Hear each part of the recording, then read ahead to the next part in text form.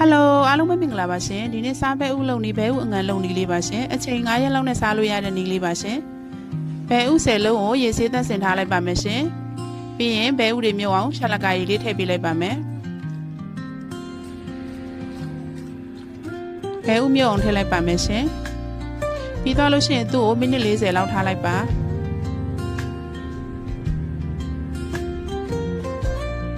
ဒါကတော့မိနစ်40ပြည့်တဲ့အနေထားလေးပါရှင်သူ့ကိုရေမဆေးပါနဲ့ဒီတိုင်းလေးပဲထားပါမယ်ရှင်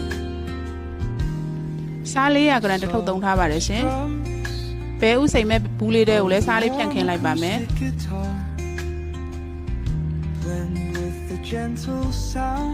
ဘဲဥလေးတွေကိုစားနဲ့အခုလိုမျိုးလေးလူပေးလိုက်ပါမယ်ရှင်ပြီးရင်တစ်ဖက်ကဘူးလေးတွေကိုစီပြီးပြန်ထည့်လိုက်ပါမယ်9ရက်လောက်ဆိုဘဲဥအငံလေးရပါပြီရှင်ပြီးရင်တကယ်လို့ကိုကစားလို့မကုန်ရင်လည်းရေခဲတက်တာထဲမှာထည့်သိမ်းပြီးစားလို့ရပါတယ်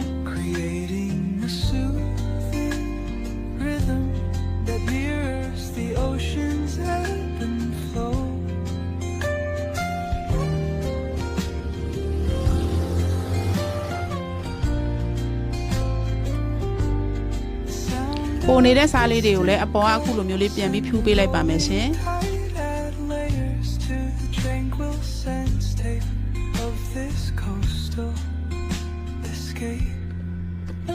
ပြီးရင်တော့4 ညလောက်ထားလိုက်ပါမယ်ရှင်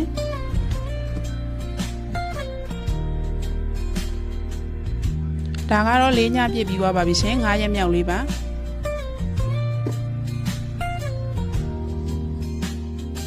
စားပဲဥလေးရပါပြီရှင်အခုဆိုရင်တော့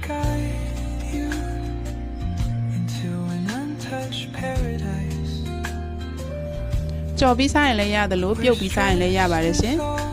ဆန်ပြုတ်လေးနဲ့လည်းအရင်ကောင်းပါတယ်စားလို့လိုက်ပါတယ်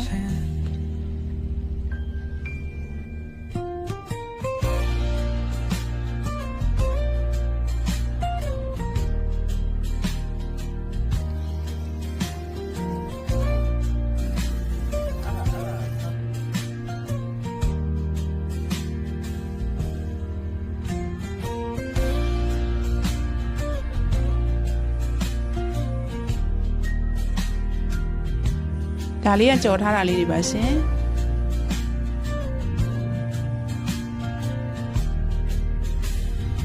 ဒါလေးကတော့ပြုတ်ထားတာလေးပါရှင်